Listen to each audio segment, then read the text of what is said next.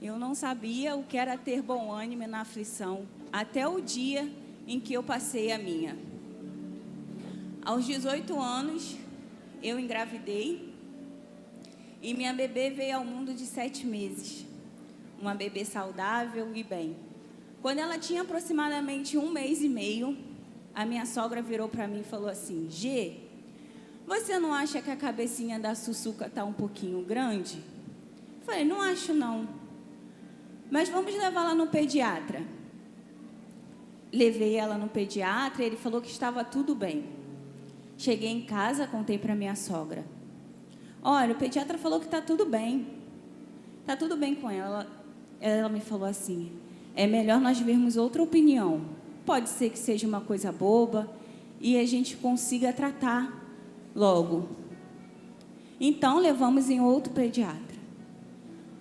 Quando cheguei lá, ele olhou para minha filha e falou assim, a sua filha é portadora de hidrocefalia. Eu falei, como assim, doutor? Mostrei para ele a moleirinha dela, que geralmente o bebê tem a moleira só aqui em cima. A dela vinha aberta até aqui na nuca e tinha aproximadamente de 3 a 4 centímetros.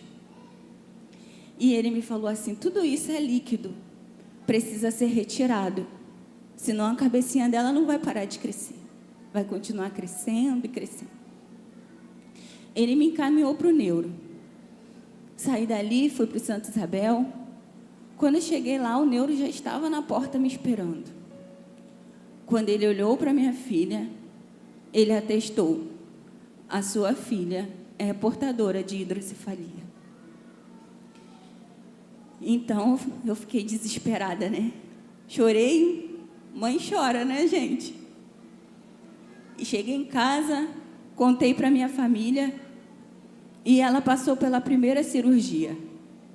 Ela botou uma válvula atrás da orelha direita, um catéter que descia pelo pescoço e ia até o umbigo, onde a água era eliminada pela urina. E ali passou um tempo, a válvula entupiu e ela teve que fazer a segunda cirurgia em menos de 6 meses.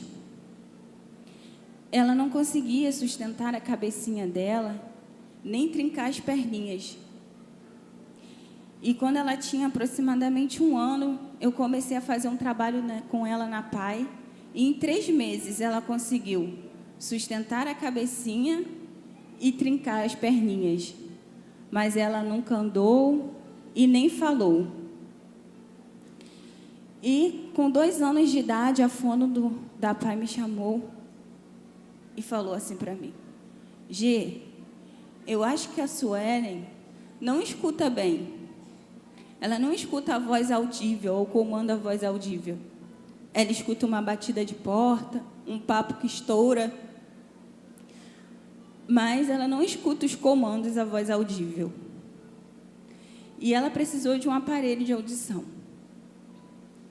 E o Senhor usou alguém para abençoá-la. E depois disso, eu passava mais tempo no hospital com ela do que em casa. A válvula entupia, íamos para o hospital. Voltávamos para casa, entupia de novo e íamos para o hospital.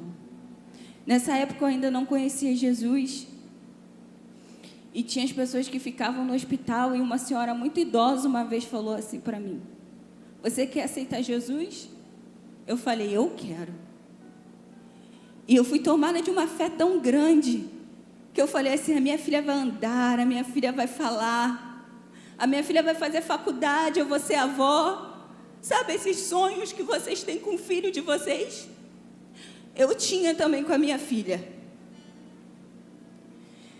E com 3 anos e meio, ela passou por uma cirurgia. E ela não se recuperou mais. Estava sempre enjoadinha. E um dia eu coloquei ela no carrinho e fui lavar roupa no quintal. E algo tão forte no meu coração falou para mim voltar.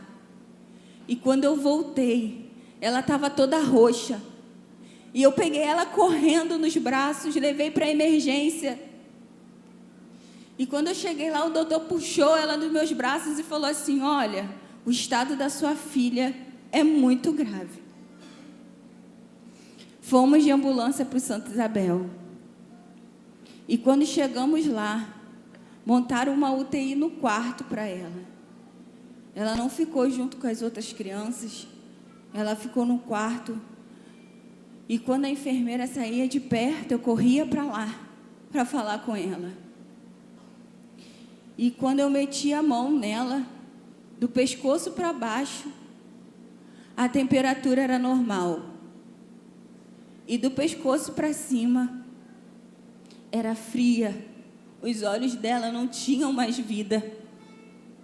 O médico me chamou e falou assim: olha, a sua filha teve morte cerebral.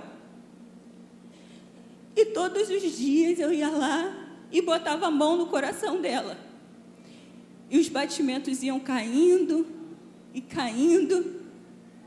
E com 7 dias de internação, eu fui ao banheiro e orei. E falei para o Senhor: Senhor, o Senhor conhece o meu coração, sabe da minha vontade, mas que a tua vontade prevaleça a minha. Se o Senhor quiser, o Senhor pode curar minha filha. Ela pode sair daqui agora andando, falando. Mas se o Senhor quiser levar ela, então leva. Eu fui para o quarto, conversei com ela, falei: filha, não há ninguém nesse mundo que te ame mais do que eu. Mas existe um Deus no céu, que o amor dele é incomparável. Não se compara ao meu, e é para lá que você vai. Chega de dor, chega de tristeza. E sentei na cadeira e não dormi. Como que você dorme depois de uma oração dessa? Eu sabia que algo ia acontecer, e eu só falei para Deus: Senhor, cuida de mim, cuida de mim. E quando chegou no outro dia, a enfermeira saiu de perto dela e eu corri para lá. E conversei com ela mais uma vez, e ela segurou a minha mão. Ela nunca tinha feito isso antes. Ela ficou toda roxa. E quando ela soltou a minha mão, a cor dela voltou ao normal. Quando eu coloquei a mão no coração dela, ela havia partido.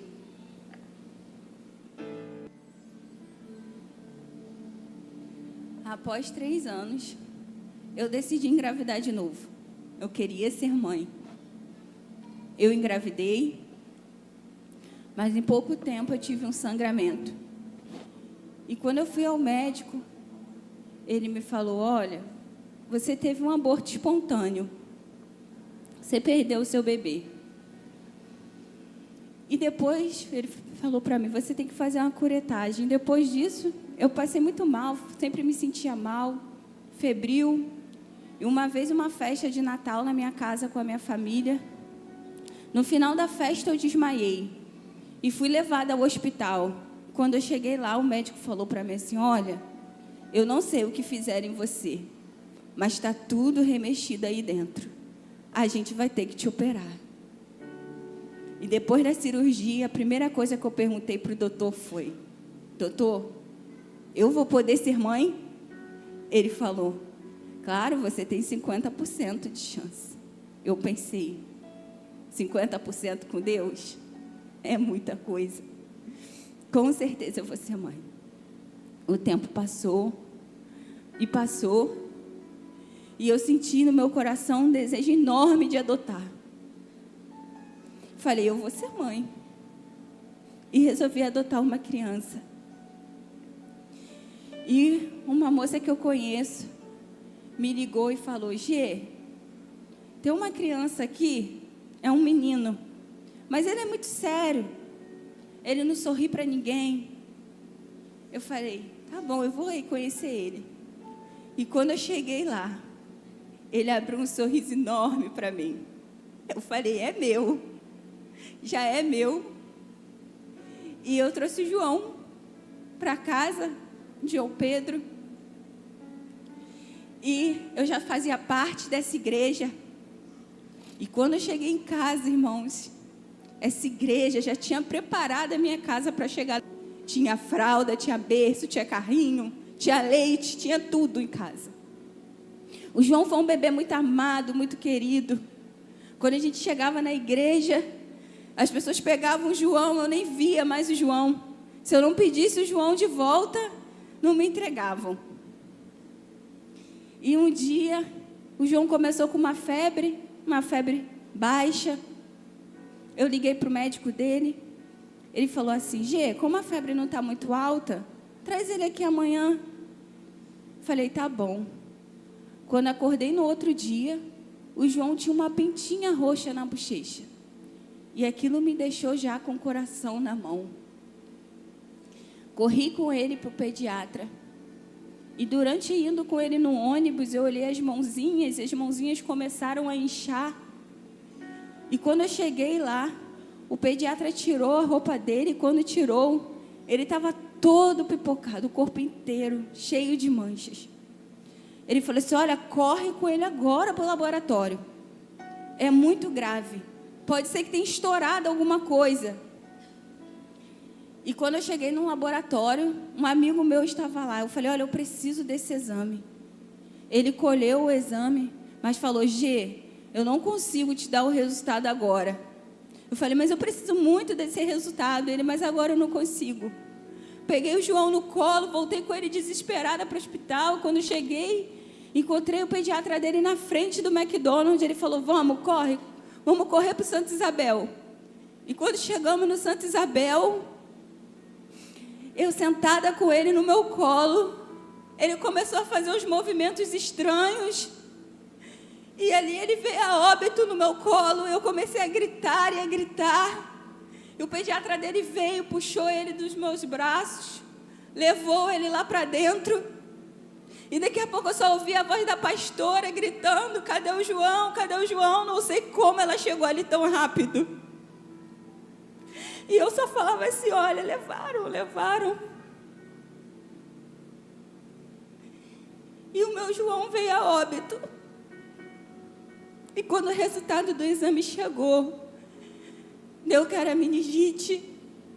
E o médico falou assim para mim: mas se você quiser, pode ter velório. Eu falei: não quero velório. Não quero velório. Eu já tinha passado a dor de ver uma filha no caixão, não queria ver outro. Eu falei: não quero. E aí fui embora. Uma dor tão forte no meu coração. E eu perguntava para Deus o porquê, se o João era um bebê bom, um bebê saudável. Por quê? Por quê? E a minha dor era tão forte, intensa, que eu fui no cemitério e perguntei para o coveiro: você sabe onde enterraram uma criança aqui? Eu não tinha número de cova, eu não tinha nada. E ele me falou assim: olha, enterraram umas crianças ali, ó. E eu fui lá e chorei. E chorei.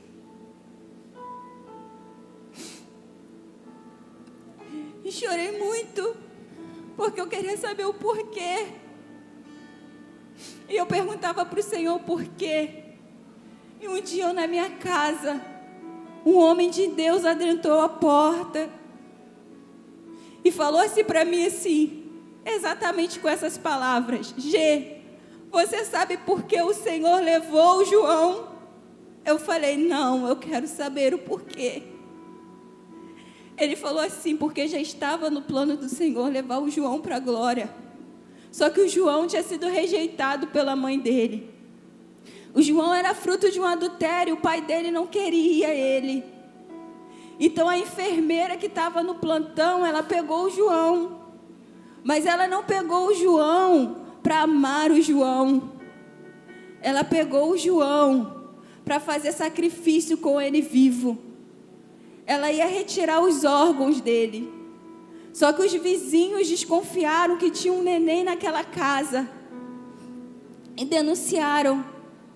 E quando a polícia chegou naquela casa, procurou uma criança, Não havia vestígio de criança, mas quando olhou debaixo da cama, havia um lençol embrulhado, e quando ele puxou aquele lençol, o João desenrolou dele. O Senhor te usou você, usou sua família, usou sua igreja para curar o João. E aí o Senhor levou o João. Eu sou grata ao Senhor pelos meus 2 filhos, porque a Suelen me apresentou esse Deus maravilhoso e lindo. E o João me fez instrumento de cura. Eu fui usada para curar a vida dele. As pessoas às vezes falam assim: olha, o Senhor podia dar um filho para ela, né? O Senhor podia abençoar ela. Mas antes de ser mãe, eu fui chamada para ser adoradora. Muitas pessoas não vão enxergar. Muitas pessoas nunca vão ouvir. Muitas pessoas nunca vão falar ou andar. Mas essas pessoas foram chamadas antes de tudo para ser adoradora. Você foi chamado para ser um adorador. Não se perde aquilo que você sabe onde está. Um dia nós nos veremos na glória. A eternidade é logo ali. Deus me deu, Deus tomou. Bendito seja o nome do Senhor.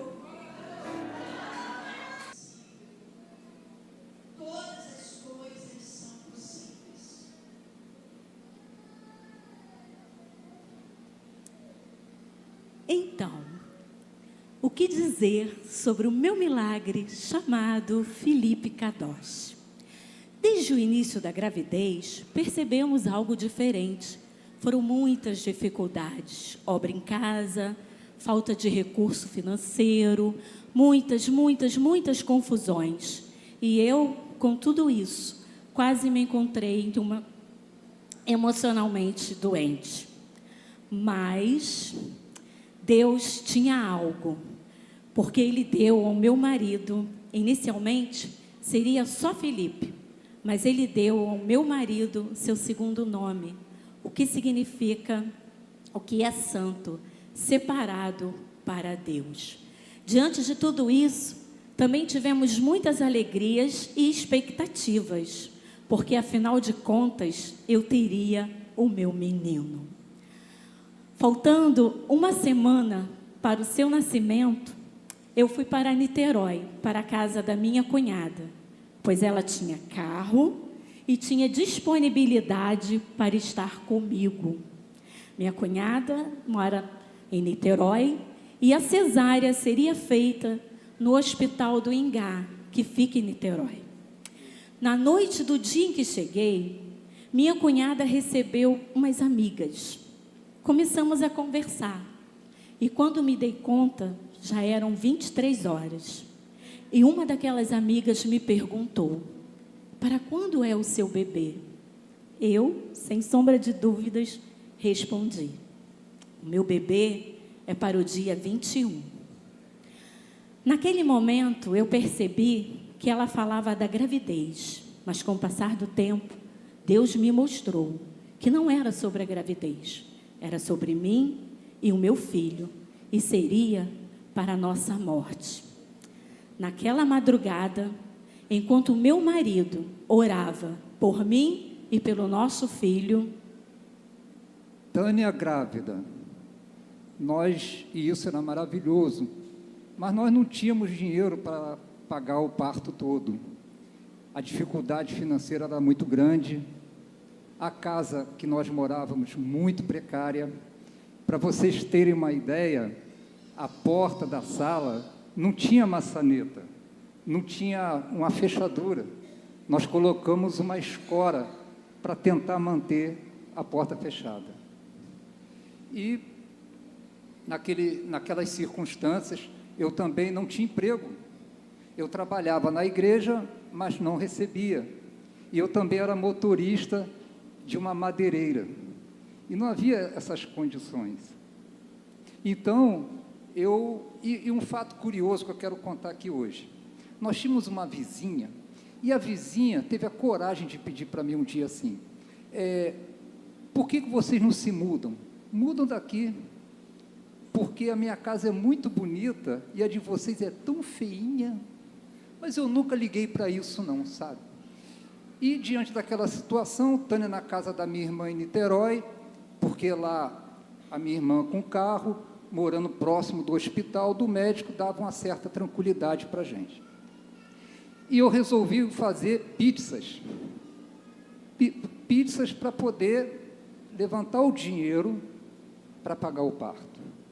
E eram cerca de 1.000 a 2.000 pizzas para uma igreja. E parti para fazer as pizzas. O parto marcado para o dia 21 de março, eu comecei a fazer as pizzas no dia 13. E foram 2 dias de muito trabalho. Trabalho intenso, árduo, incansável. E no dia 15, eu fui entregar as pizzas. Consegui fazer as pizzas. Chegando lá, entreguei as pizzas, mas, irmãos, eu não recebi. E não recebi até hoje, não espalha não, tá? Até hoje eu não recebi. Mas eu entendi, desde aquela época, que Deus tomou como oferta, uma oferta para Deus. Não pelo milagre que Ele viria fazer em nossas vidas, não porque eu merecesse, porque Deus é um Deus de bondade e misericórdia eterna, e Ele faria conforme a vontade dEle em qualquer circunstância. De forma que eu voltei para casa, e exatamente à meia-noite, Deus falou comigo assim: vai orar. E Ele falou por quê? Vai orar, porque Satanás vai tentar tirar a vida do seu filho e da sua esposa. E eu fui orar, irmãos. Fui orar, e numa outra ocasião, eu até conto essa oração com detalhes, mas o fato é que eu orei até 1 da manhã, e pensei, eu vou dormir, eu vou descansar, eu já orei, e quando eu terminei de pensar isso, Deus falou comigo novamente, dessa vez assim: meu filho, você não entendeu, Satanás vai tentar tirar a vida do seu filho e da sua mulher, e ele fez uma colocação que me deixou em xeque, e o que eu fiz? Fui orar, orei, e eu de joelhos orando, e quando me dei conta, eram 5 da manhã, e exatamente às 5 da manhã, me aparece um demônio, na minha frente, eu de joelhos, orando, ele grandão, bem grande, esquisito, estranho aquele demônio. Mas deixa eu te falar, grava isso, irmãos. Quem vive no temor do eterno, jamais vai ter medo do inferno. Glórias a Deus. Naquela situação, eu sentia muita raiva, medo não, raiva. E num determinado momento eu me levantei em direção a ele, e ele explodiu, e eu soquei o chão com tanta força, o chão era de ardósia, a ardósia quebrou, e eu só fui me dar conta do que tinha acontecido com minha mão e a dor, quando eu já estava em Niterói. E olha que o demônio falava: eu vou matar o teu filho e a tua esposa, mas em nome de Jesus, eu repreendi, expulsei, quebrei ele na oração. Oh, glórias a Deus.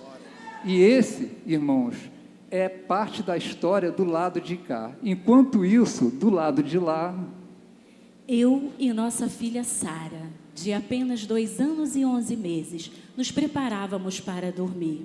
Quase não conseguia, acalentando ela, pois estávamos dormindo no chão, não havia espaço na casa. Às 5h15, acordei, com fome, muita fome, coisa que nunca tinha acontecido.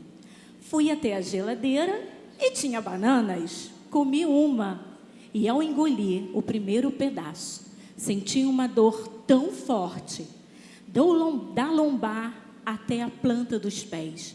Pareciam 2 agulhas, mas passou.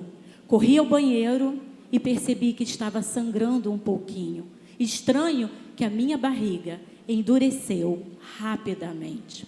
Acordei minha cunhada e contei-lhe o acontecido. Minha cunhada se levantou e foi até o orelhão mais próximo ligar para o médico. O médico pediu que me levasse o mais rápido possível para o hospital, porque eu estava fazendo um quadro de deslocamento de placenta, o que colocava em risco a minha vida e a vida do meu bebê. Mas minha cunhada não disse nada. Eu, tranquilamente, tomei meu banho, fiz minha depilação e ainda estava preocupada com a minha filhinha, pois eu tinha que deixá-la com uma pessoa estranha. Depois de tudo isso, a casa da minha cunhada era bem longe do hospital. Saímos às 6h50. Chegamos no hospital às 8h. Na frente do hospital, o médico me aguardava. E eu fui levada imediatamente para o centro cirúrgico. Eu não entendi, com a roupa que eu cheguei. Foram me colocando na posição, pedindo para que eu me deitasse. O anestesista entrou, aplicou anestesia e começou a me perguntar: já está dormente as suas pernas? Está sentindo as suas pernas? E eu não entendia o alvoroço e toda aquela movimentação no centro cirúrgico. Mas eu respondi: sim, apaguei. Ao acordar, eu avistei o relógio do centro cirúrgico, o qual marcava 12h05. Eu não conseguia me mexer. Eu não conseguia falar. Somente os meus olhos mexiam. E eu gritava, e eu gritava, e eu gritava dentro de mim. E de tanto gritar, em um momento a minha voz saiu. E eu gritei: cadê o meu filho? O médico correu na minha direção. Fui levada para o pós-parto, mas ninguém falava nada. Entrava enfermeira, saía enfermeira e ninguém me dava resposta. Até que uma enfermeira foi até a minha cama e me perguntou: você tem outro filho? Eu respondi: sim. Ela saiu. Naquele momento eu pensei: o meu bebê se foi. Aí mesmo que as minhas dores aumentaram. Entrou uma pessoa na enfermaria, foi na minha direção e disse que me conhecia, mas eu não tinha condições de retribuir, de conversar, por tamanha minha dor e o meu momento. Mas ela simplesmente falou para mim: posso orar por você? Naquele momento, irmãos, havia uma faxineira limpando o chão. E aquela mulher falou: leia o Salmo 27 para ela, o qual termina dizendo: seja forte e corajoso, espere pelo Senhor. Seja forte e corajoso, espere pelo Senhor. Depois da oração, eu adormeci, como se tivessem me dado uma anestesia. Acordei com a visita do pastor.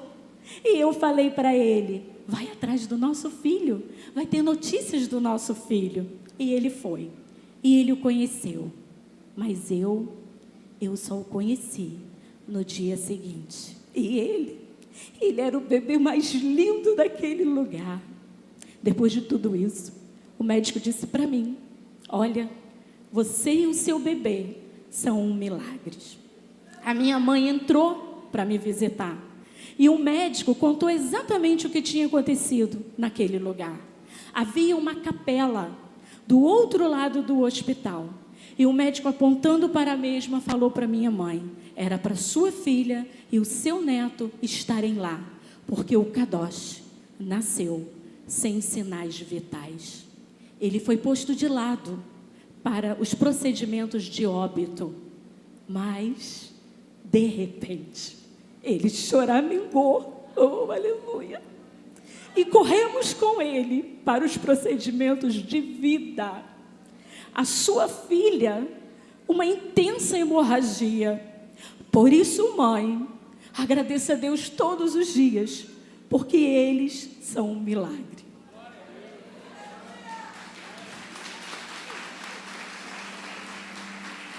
Queridos, entenda, o demônio apareceu para mim às 5 da manhã, ok? Eu estava em Cabo Frio, Tânia, Niterói. Às 5 da manhã, a Tânia fez um quadro de descolamento da placenta. e, como consequência, uma hemorragia interna. Isto é, se em 20 minutos, no máximo 30, ela não chegasse até o hospital, abrissem a barriga dela, tirasse o kadosh, ele morreria ou os dois. Só que a Tânia levou quase 3 horas para chegar no hospital. E quando ela chegou lá, quando o médico olhou para ela, ele me contou isso, nas palavras dele. Eu olhei para ela e pensei, eu já tinha pensado, Kadosh está morto, o bebê está morto. Vamos dar toda a atenção para a Tânia e tentar salvar a vida dela. Abriram a barriga da Tânia, tiraram o Kadosh e botaram ele num cantinho. E se voltaram para a Tânia. Minutos depois, Kadosh começa a chorar e a gritar. Kadosh ressuscitou, glória a Deus. E naquele momento o médico disse, ali eu constatei um milagre. Porém, eles disseram para a gente que Kadosh seria uma criança com muitas sequelas, muitas. Só que Kadosh cresceu, sem sequelas. Olha o homem de Deus que ele é. Kadosh é um presente de Deus para todos nós. Um grande presente, e que Deus seja louvado na vida dele e em tudo que ele fizer, e que Deus nos abençoe. Esse é o nosso Deus, um Deus de milagre, e essa é a nossa história.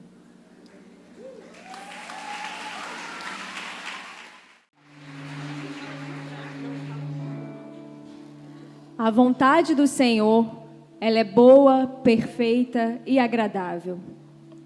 Em 2011, nós nos casamos, eu e João.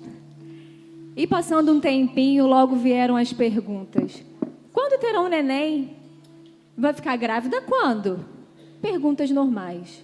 E eu dizia logo, nem pensar filho. Filho agora? Não. E o tempo foi passando.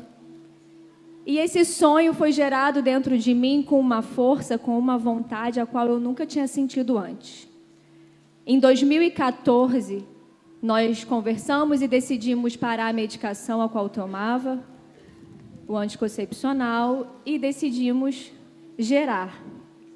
E o tempo foi passando, e nada acontecia. As expectativas sendo criadas, as vontades, os medos começaram a tomar conta de mim. Passaram um ano. Fui à médica para fazer exames, né? João foi ao médico, já que nada estava acontecendo. E, para nossa surpresa, ele não tinha nada. Fiz exames que duravam 3 ciclos da minha menstruação, exames que tivemos que fazer fora da cidade, exames específicos. E, para nossa surpresa, nada eu tinha. Não que eu quisesse ter alguma coisa, mas na minha cabeça era incabível eu não ter nada e eu não conseguir gerar. E foram se passando os meses, a angústia foi tomando conta de mim, o meu desejo, o meu sonho cada vez era maior, só que eu não conseguia compreender como eu não tenho nada e eu não consigo engravidar. Como isso pode ser possível? E os meses se passando, todo mês eu criava uma expectativa dentro de mim.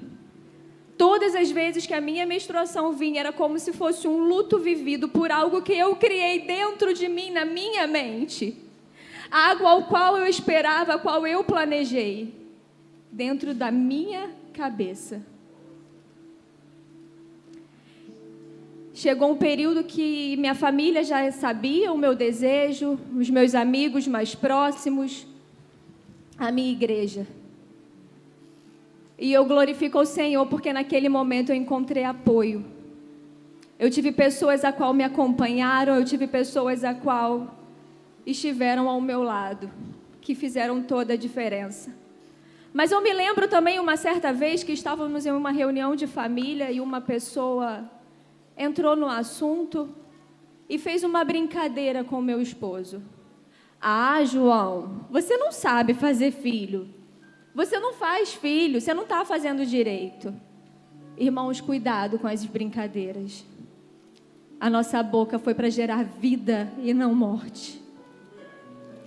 Aquilo para mim foi como uma faca. Cuidado com o que a gente fala, porque às vezes a gente está matando alguém que está lutando para passar pelo processo. Está tentando vencer o processo. E o tempo foi se passando e nada. Me lembro bem quando chegou na virada do ano de 2016 para 2017. Que o pastor Paulo, ele lançou para a igreja que era para a gente fazer pedidos ao Senhor, para que escrevêssemos aquilo que a gente desejaria, aquilo que a gente almejava para aquele ano. E é óbvio, o que eu iria escrever? Que eu queria engravidar. E assim nós fizemos, eu e meu esposo. Voltando um pouquinho lá atrás, quando nós começamos a planejar, eu falava que eu gostaria muito, que era um desejo, quando eu ganhasse meu filho, eu ter meu momento, desejava abdicar do meu trabalho para entregar o meu tempo a ele. Eu gostaria de passar a criação dele de perto. Só que naquela época, não tínhamos uma vida financeira estabilizada.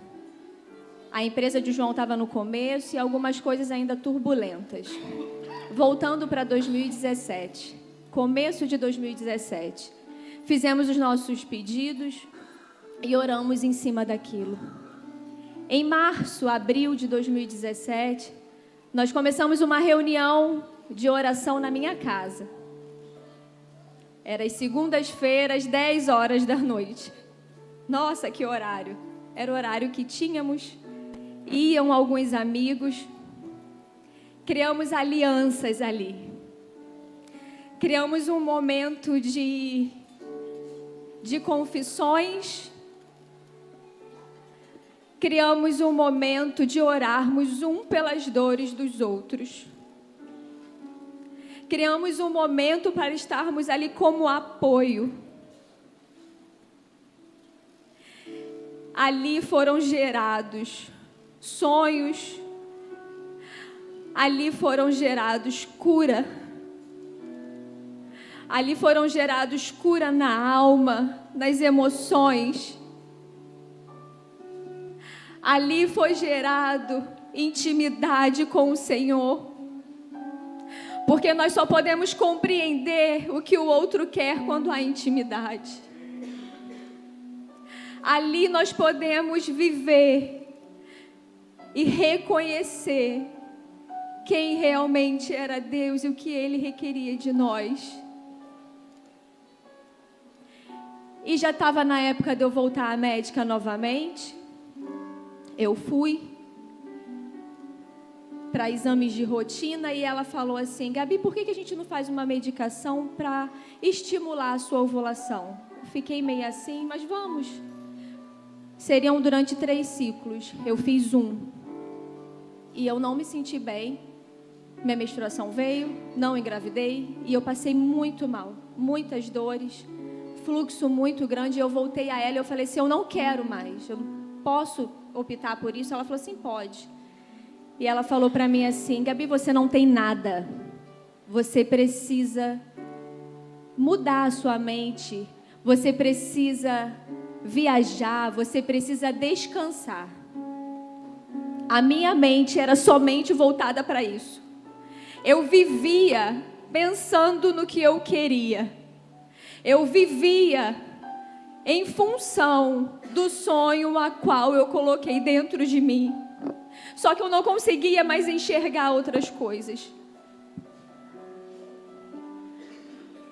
E nessas orações de segunda, os meus amigos mais próximos, a minha família, eu vi pessoas que o meu sonho, as minhas orações se tornaram orações de muitos. O meu sonho foi gerado dentro do coração de muitos. Quando chegou mais ou menos aquela palavra dela, você precisa descansar. Só que eu entendi esse descansar. Esse descansar para mim veio, minha filha, o Senhor falando para mim, descansa. A vontade do Senhor, ela é boa, perfeita e agradável. E eu falei, Senhor, eu quero mudar a minha mente. Eu quero pensar em outras coisas, eu não quero viver em função disso. Eu preciso viver em função daquilo que o Senhor tem para mim. E eu quero de verdade. E a minha mente começou a ser mudada, começou a ser transformada. Eu lembro que chegou próximo ao meu aniversário, que é novembro. E eu falei assim, Senhor, eu preciso realmente, eu quero mudar.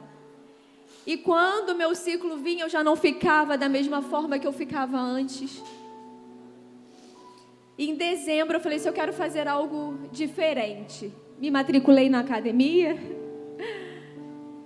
Já 31 de dezembro, eu lembro que eu estava com os amigos. 31 de dezembro de 2017. Já ia virar mais um ano. Eu estava com os amigos e na casa do pastor Paulo, vendo filme. E meu ciclo veio mais uma vez. Mas eu fiquei normal. Na verdade, veio aquele sinalzinho. Fui embora. E na semana não veio mais nada. No domingo, dia 7, eu estava aqui no culto. Eu estava sentada mais ou menos ali. E eu falei para o Senhor, porque começou uma luta interna. Senhor, eu não estou te cobrando nada. Eu não quero te cobrar nada. Mas está atrasada. Nunca atrasou. Nunca. Nunca atrasou. As expectativas eram criadas, não era por atraso, era por algo que eu tinha na minha mente. Eu falei assim, mas eu preciso fazer algo. Eu não estou passando por cima do Senhor. Eu vou te pedir, por favor, Pai, se não vier até amanhã, eu vou fazer o exame, tudo bem? Eu conversei com o Senhor assim. E no outro dia eu acordei e nada. Aí fui ao laboratório, fiz um exame. À tarde eu peguei o resultado, não abri na rua, fui abrir em casa. E quando eu abri, era meu positivo, tão esperado. Por um segundo eu pensei, meu Deus, positivo, o que que isso significa? Gente, eu sou enfermeira, óbvio que eu sabia o que que era. Eu falei assim, meu Deus. Eu falei assim, aconteceu. Aconteceu.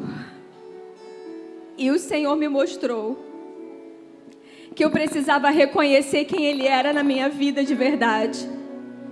Reconhecer que o tempo, quem determina não sou eu, é Ele. Que o que Ele tem para mim é muito maior daquilo que eu planejo, dentro daquilo que eu sonho para mim. Nesse ano, eu pedi, então em dezembro de 2000, em janeiro nós fizemos nossos pedidos, em dezembro eu engravidei. Minha mente foi mudando, foi transformando, porque eu pedi ao Senhor para que me transformasse, eu queria. Nesse ano, a nossa família, a nossa empresa, a empresa do meu esposo, tomou um rumo totalmente diferente. Quando meu filho nasceu, eu pude ficar em casa, eu tive o privilégio de cuidar do meu filho. Quando João Lucas tinha 1 ano e 8 meses, começo de pandemia, eu descobri que eu estava grávida de novo. E veio o Miguel. Mais uma vez o Senhor me mostrando que eu não tenho controle e eu não quero ter. Porque Ele tem os melhores planos para a minha vida e para a sua vida. Não se esqueça que a vontade do Senhor ela é boa, perfeita e agradável. Há tempo para todas as coisas. Há tempo para toda a promessa do Senhor debaixo dos céus.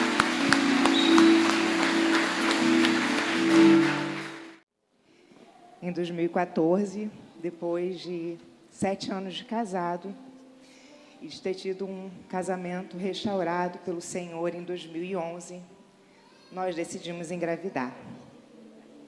E, como todo casal que decide engravidar, eu parei o anticoncepcional, marquei uma consulta e o médico me falou que o tempo era de 6 meses a 1 ano para engravidar e iria me passar os exames de rotina para ver como estavam as coisas. Assim foi feito, fiz todos os meus exames e tudo normal até o momento. Se passaram alguns meses, 1 ano foi se aproximando e eu, cheia de ansiedade, não conseguia aguardar 1 ano da normalidade e remarquei uma consulta. Marquei a consulta, o médico me passou novos exames e falou: Carla, a gente vai ter que investigar, porque ainda está dentro do prazo que eu te falei que era normal, mas vamos fazer novos exames. E refiz todos os exames, retorno ao médico e tudo normal. E ele me falou que, então, iria passar um espermograma para o meu marido. Mas eu falei para ele: doutor, eu acho que não precisa, porque o Fabrício ele já foi casado e ele teve 2 filhas do primeiro casamento. Ele falou: não, mas muita coisa pode mudar, então vamos fazer um espermograma. Pedido feito, resistência do marido para fazer o espermograma, normal, homem, né? E, mesmo assim, depois de um tempo, ele decidiu fazer. Fez o exame e eu fui buscar o resultado. Fui buscar o resultado, ansiosa, como sempre, abri dentro do consultório mesmo. E, para minha surpresa, azoospermia, ausência total de espermatozoide. E eu fui até o balcão, falei para a recepcionista: esse exame está errado. Ela: não, está com o nome do seu marido? Eu falei: tá, mas está errado. Tá, que tem ausência de espermatozoide, azoospermia não pode, meu marido já é pai. Está errado, eu quero falar com o responsável técnico. Ela me falou: olha, minha senhora, se está no nome do seu marido, eu acho que agora você tem que voltar ao seu médico, ao médico dele, né, para ver o que pode ter acontecido, porque está certo. E, não satisfeita com aquilo, saí do laboratório, aflita, chorando, avisei o Fabrício e marquei o meu médico. Ele falou: Carla, olha, pode acontecer, tem vários fatores, então o caminho agora é ele procurar um especialista, um urologista. Procuramos o urologista passou exames mais específicos e deu que ele tinha uma varicocele, uma doença que pode afetar a fertilidade masculina. E o médico falou que poderia fazer uma cirurgia para corrigir essa varicocele. Mesmo assim, a gente decidiu passar por outros médicos para ouvir a opinião e todos falavam a mesma coisa. O Fabrício marcou a cirurgia. Marca a cirurgia para tal da correção da varicocele. Depois que ele sai do centro cirúrgico, o médico vai até o quarto e me fala, ele ainda dopado, fala: Carla, olha, a gente teve que retirar os epidídimos do Fabrício. O epidídimo, ele para explicar numa linguagem simples, é o canal onde o espermatozoide sai. E isso tirava totalmente a minha possibilidade de uma gestação natural. Falei: agora não tem mais chance, né? Porque o que poderia ser corrigido, agora não vai ter como mais, porque ele não tem o epidídimo. Fiquei muito chateada com o médico, decepcionada. Falei que ele não poderia ter feito aquilo sem o meu consentimento, mas ele disse que não tinha como, porque estava muito infeccionado e era o que ele tinha que fazer e foi feito. Saí do quarto, não queria falar nem com o Fabrício, saí chorando muito. Liguei para o meu pastor, falei com amigos mais próximos e não tinha jeito, aquele era o diagnóstico. Então, a gente começou a conversar sobre algumas possibilidades que existem, né, na medicina hoje. Em paralelo a isso, mesmo com toda essa dificuldade e a não possibilidade de uma gestação natural, eu continuo fazendo os meus exames e descubro que agora eu tenho endometriose. Possivelmente eu já tinha, mas como eu não tinha um quadro clínico, que muitas mulheres sentem muitas dores, eu não sentia essas dores. Eu só tinha um ciclo que não era regular. E o meu médico me falou que provavelmente eu já tinha endometriose e ninguém antes tinha pensado nessa possibilidade. Sendo que eu já estava com um cisto no ovário que se chama endometrioma, que reduzia a minha chance de ovulação. Então, a história estava cada vez mais complicada. E a gente começou a conversar, eu comecei a conversar com o Fabrício sobre FIV, fertilização in vitro. E conversei com os nossos pastores para ver o que eles pensavam sobre isso, por não ser um processo natural. E eles me apoiaram, como sempre. E comecei a tentar desenvolver esse assunto em casa com o Fabrício. Não foi muito bem aceito. Começamos a discutir, sempre, todas as vezes que eu tocava no assunto, a ponto dele me mandar embora. Depois de Deus ter feito tudo no nosso casamento, ter restaurado, ele falou que não dava para ele, porque era muito difícil, a gente não tinha dinheiro, era um investimento alto para talvez nem dar certo. E se não desse certo, como eu iria ficar? Como a gente iria ficar? Ele não realizando o meu sonho. E fui conversar com os pastores, porque eu não aguentava mais aquilo. E ele queria que a gente se separasse e eu precisava aceitar aquilo. Orientada pelos nossos pastores, eu tentei mais.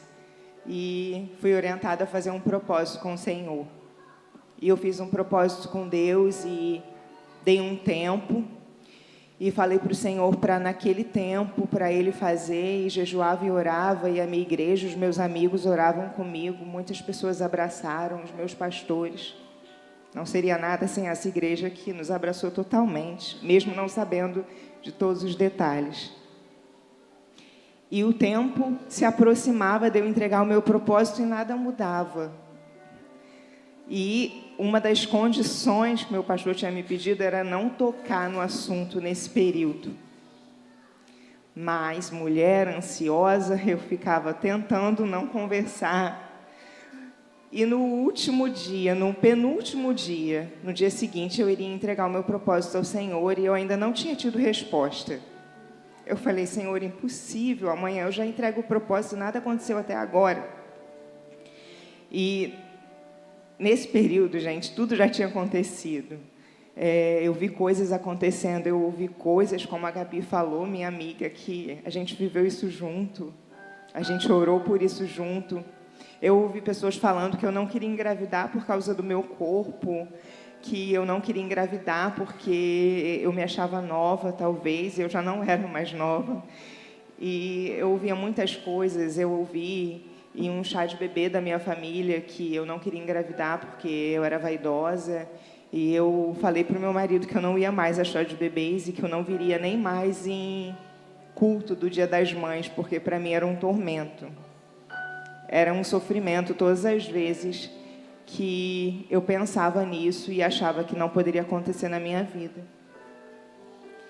E vi a minha cunhada engravidando, glória a Deus, eu vivi isso com ela, eu fiquei feliz com ela, mas não acontecia comigo. Eu vi a Gabi engravidando, a gente orava junto, a gente parou o anticoncepcional juntas, e não acontecia comigo. O tempo não era meu, eu não entendia isso ainda. E o Fabrício fez a cirurgia, passamos por isso tudo. E, como eu falei do propósito, né? Um dia antes de eu entregar, eu falei novamente do assunto. E brigamos, tivemos uma briga muito feia. E ele me falou que ele não queria mais tocar nesse assunto. E eu não sabia que ele também estava no mesmo propósito que eu, orientado pelos nossos pastores. No dia seguinte, ele foi ao trabalho. Eu estava de férias nesse período, eu ainda era funcionária de uma empresa. E ele me ligou, me mandou mensagem. E falou que iria almoçar em casa, perguntou se tinha almoço pronto. Eu falei, claro, né? Vê se pode, tem almoço pronto, vem.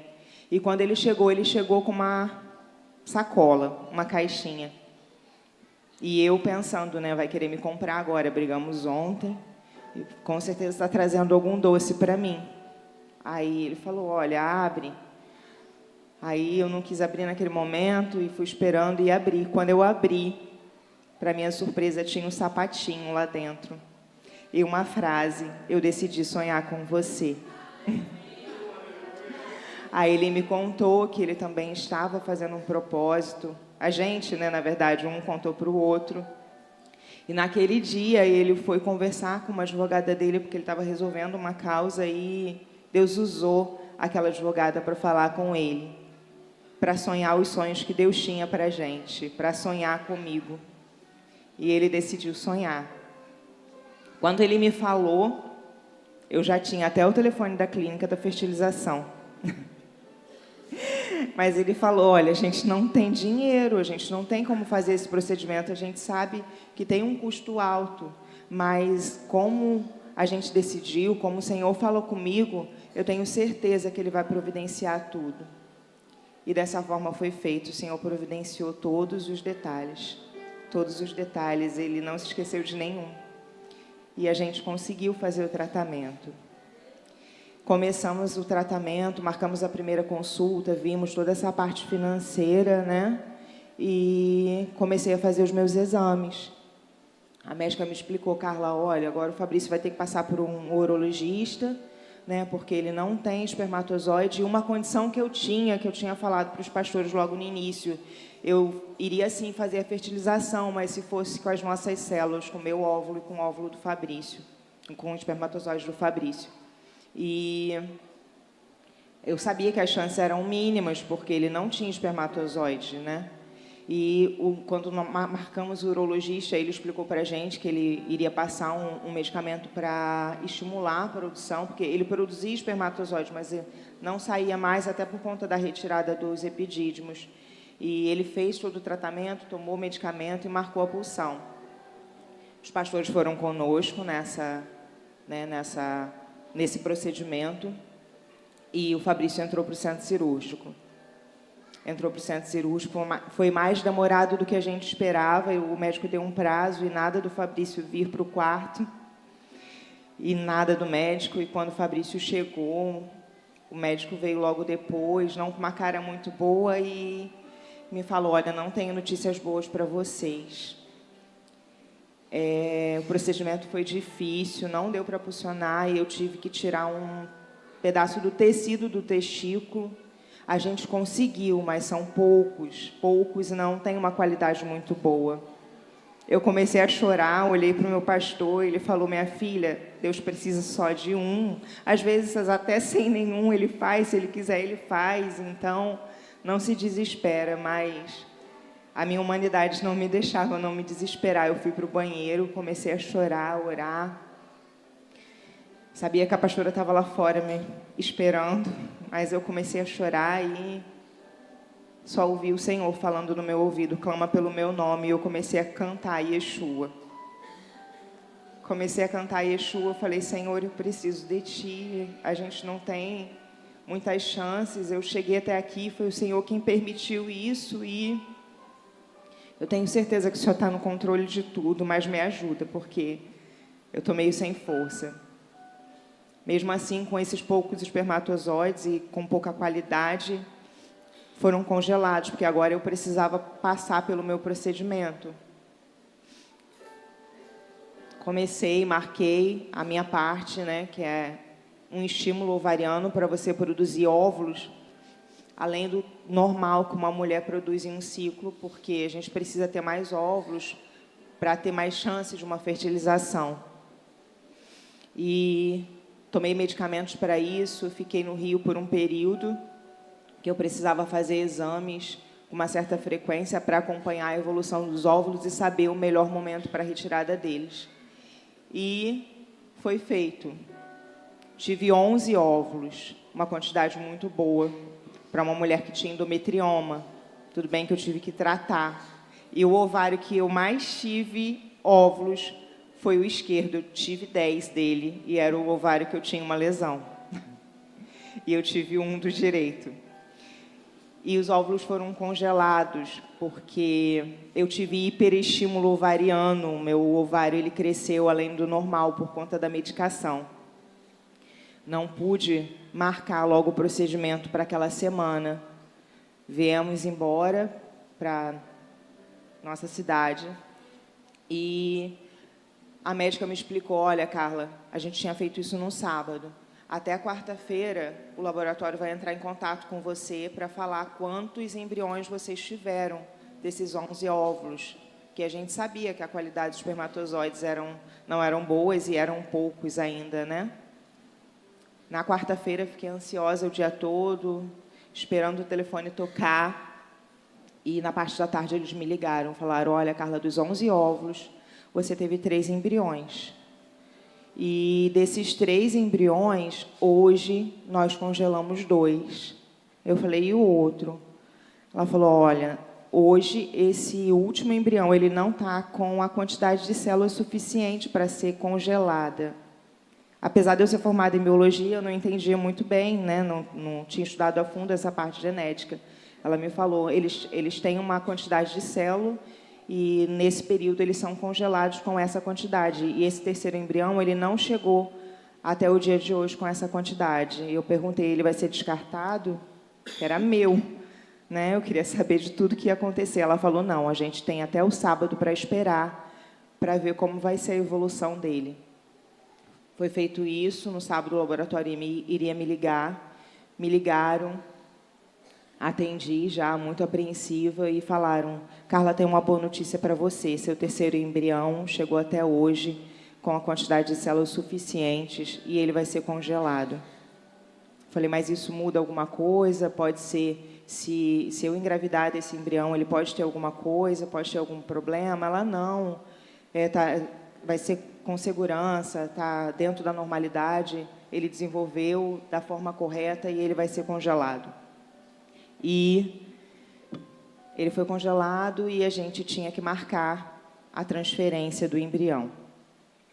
Marcamos a consulta, isso em janeiro de 2019, e a médica perguntou o que a gente queria fazer, qual embrião que a gente iria transferir. Eu falei, eu não sei, o que você sugere? Ela falou, olha, vamos transferir primeiro os 2 que foram congelados no primeiro momento. São 2, a chance pode ser um pouco maior. E marcamos a transferência. E, dessa vez, a gente contou para todo mundo que era próximo, para os nossos amigos, para os nossos pastores, para a nossa família. E todo mundo viveu aquilo como se eu já estivesse grávida. Aquela ansiedade. E fomos ao procedimento. Fizemos a transferência e a médica me deu o pedido do exame do beta e falou, olha, com 14 dias você vai até o laboratório e você vai fazer esse exame. Eu vim para casa, tomei todos os cuidados necessários e, com 7 dias, eu tive o primeiro sangramento. E já entrei em desespero. Falei, meu Deus. Liguei para a médica, ela falou, Carla, olha, pode ser do processo, pode ser anidação, mas observa, faz repouso e qualquer coisa você me fala. Era para eu fazer o beta só após 14 dias e, no 8º dia, após esse sangramento, eu já decidi fazer. E deu negativo. E eu liguei para ela e falei que eu tinha feito e tinha dado negativo. Ela falou, não era para você fazer agora, você tinha que respeitar o tempo. E, com 14 dias, você repete. Sendo que, em menos de 14 dias, eu voltei a ter sangramento e, dessa vez, o sangramento não parou. Então, ali eu vi que eu não estava grávida, que a gravidez não tinha evoluído, e mesmo assim, com 14 dias, eu fiz o exame e deu negativo. Aquilo acabou comigo. Era próximo a Carnaval, a nossa igreja tinha retiro, e eu fui para o retiro destruída. E falei que eu não queria mais tentar, eu só tinha um congelado. E aquele um lá, que tinha passado por todo aquele processo. E eu fiquei muito mal. Mais uma vez, eu falei que eu não tinha vontade de fazer novamente. E todo mundo me incentivando, falou, Carla, você tem que tentar, você tem mais um. A própria clínica, a médica entrou em contato, falou, olha, não vamos demorar, até por conta do seu quadro, você tem endometriose, então a gente preparou todo o seu ovário para isso, o seu útero, então, se você volta a ter uma lesão maior, isso pode complicar uma futura gestação. Então, a gente não pode demorar tanto. E, em abril, a gente decidiu. Em abril, a gente decidiu fazer a segunda transferência do único embrião que nos restava. Fizemos no primeiro dia de abril. Dessa vez a gente não contou para ninguém. Fomos eu e o Fabrício para a clínica. Decidimos que ficaria só entre nós e só contaríamos depois do beta negativo ou positivo. E fomos e voltamos com todo cuidado. E um dia após, em casa, lembra aquela advogada, aquele processo que eu falei para vocês, que aquela advogada que incentivou o Fabrício, que Deus a usou? Então, ele estava num processo delicado da casa onde a gente morava. E no segundo dia que eu tinha feito o meu procedimento, a gente ficou sem casa. A gente teve que sair da nossa casa sem saber para onde ir, o que fazer. Não tínhamos nem condição de comprar uma, até porque tudo que Deus providenciou para a gente usou no tratamento, né? Graças a Deus sobrou um pouquinho, mas foi para o futuro enxoval. E o Fabrício todo preocupado comigo, porque o segundo dia que eu tinha feito o procedimento, e agora a gente vai ter que sair de casa, o que eu vou fazer com a Carla, ninguém sabe. E vai os amigos para ajudar a gente, meu irmão, família, e saímos. E no dia 15 eu tinha que fazer o beta. Graças a Deus eu não tive nenhum sangramento. Eu fui fazer. Na parte da tarde eu tinha que pegar. E à tarde, quando eu cheguei para pegar, a pessoa que tinha feito a minha coleta veio com o meu exame na mão. Porque eu tinha contado para ela, na hora que ela estava coletando todo o meu processo, tudo que Deus tinha feito. E ela veio rindo e chorando e me abraçando. Ela nem me deixou ver meu resultado. Ela falou, Deus é maravilhoso, Ele faz. E começou a me abraçar, e ali eu sabia que o meu positivo tão sonhado tinha chegado. E Deus, em sua infinita misericórdia, nos abençoou com Davi. E Ele faz, Ele continua sendo o mesmo. Ele é o Deus de milagres, Ele é o Deus de impossível, Ele é o Deus do improvável. O Davi, o amado, o escolhido do Senhor para as nossas vidas, para a vida dessa igreja. E o Senhor, gente, Ele quer fazer, Ele continua sendo o mesmo.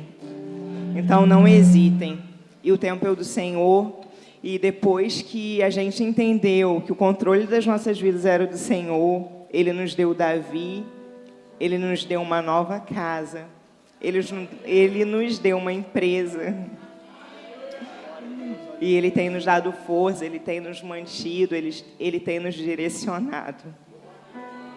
E é o Senhor quem tem feito isso tudo, e tudo é para Ele, a glória é dEle, a honra é dEle. Tudo é para o Senhor, é sempre para Ele. Amém.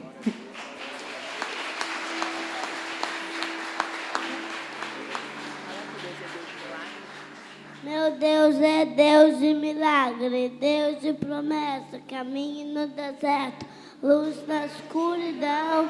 Meu Deus, esse é quem tu és.